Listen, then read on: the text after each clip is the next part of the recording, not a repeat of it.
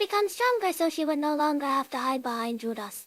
Eris left without a word, following Ghislaine to the sword god Galen's dojo. Galen was somewhat surprised by Ghislaine's sudden arrival, let alone her demand to take in a complete stranger as a disciple. Looking into Eris's resolute eye, Galen wondered whose side she intended to take. When Eris uttered the name of the dragon god, Worsted, the crowd erupted in shock.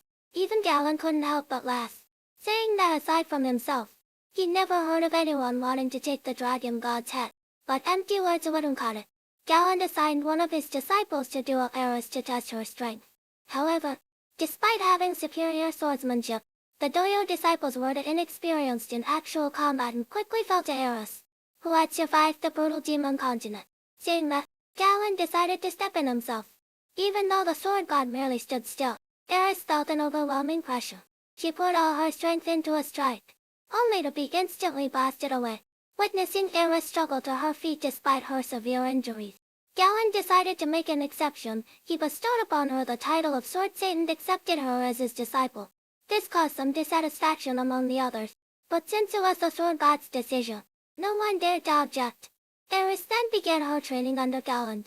Strangely, aside from a brief sparring session, Galen never taught her anything. With no other choice, Eris practiced her sword swings every single day. Although the other disciples initially despised Eris as an unwanted guest, witnessing her relentless, day after day training eventually changed their minds. One day, after finishing her usual practice, Eris found a lavishly dressed man waiting at the dojo gates. He introduced himself as North Emperor. Aber, not in the mood for small talk, Eris immediately engaged him in combat. Aber initially treated it as a game, but he soon realized Eris was no ordinary opponent. Just as he was about to get serious, Galen intervened just in time to stop the commotion. Back in her room, Eris collapsed, completely exhausted. Seeing this, Ghislaine could no longer sit still. She stormed off to confront Galen, demanding to know when he actually planned to start teaching Eris. Galen told Ghislaine to calm down, assuring her that under his tutelage, Eris would undoubtedly surpass him one day. But Eris's target wasn't him. It was the dragon god, an incomprehensible monster. That was exactly why he had brought in Aber. Just as the dragon god had mastered the sword god style, North god style, and other, Galen wanted Eris to internalize the techniques of all the major fighting styles. With this in mind, the next day, Galen arranged a duel between Eris and Aber. Facing an unfamiliar fighting style, Eris quickly found herself at a disadvantage. But remembering that she needed to get stronger as fast as possible to fight by Rudeus' side, she unleashed astonishing latent potential, instinctively mastering the sword god style's ultimate technique, Light of the Sword God. This spectacular strike forced the dojo disciples to finally accept Eris's title of Sword Saint. Everyone, that is, except Nina, Galen's daughter. Nina had always resented Eris's arrival, but unable to find any flaws in her combat skills. She could only mockingly predict that Eris would end up as an old maid who only knows how to swing a sword.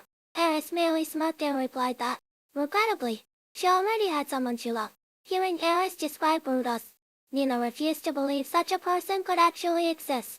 Yet, the more she investigated, the harder it became to accept the truth.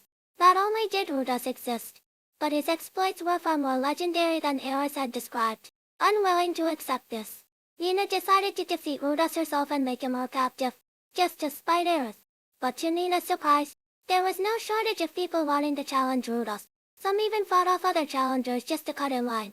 Watching the opponent she had just easily defeated get taken down by Rudeus in a single move, Nina finally understood the sheer height of the peak Eris was aiming for.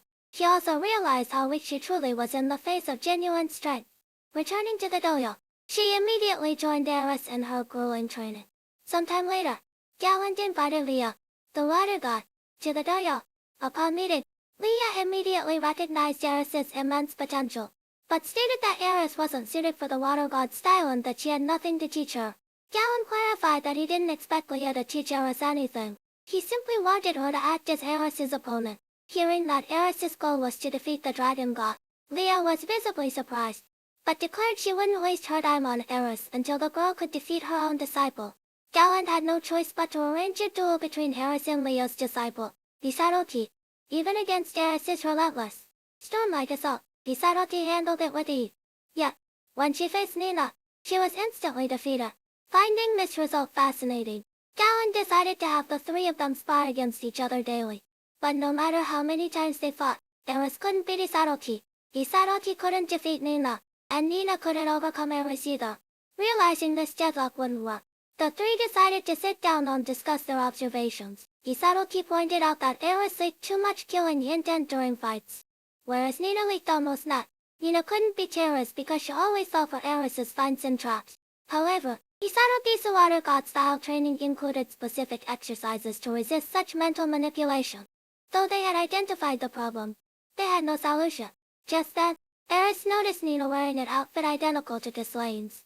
Nina explained that it was the attire awarded to sword saints of the sword god style.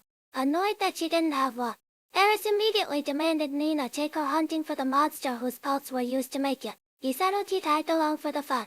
Knowing the monsters were attracted to fire, Eris simply used magic to start a campfire. Both Nina and Isaruki were shocked that Eris knew magic. Eris proudly boasted that Rudeus had taught her, seeing a blissful expression on Eris's face when mentioning Rudeus. Nina and Isaruki were about to say something, but were interrupted by monsters drawn to the fire.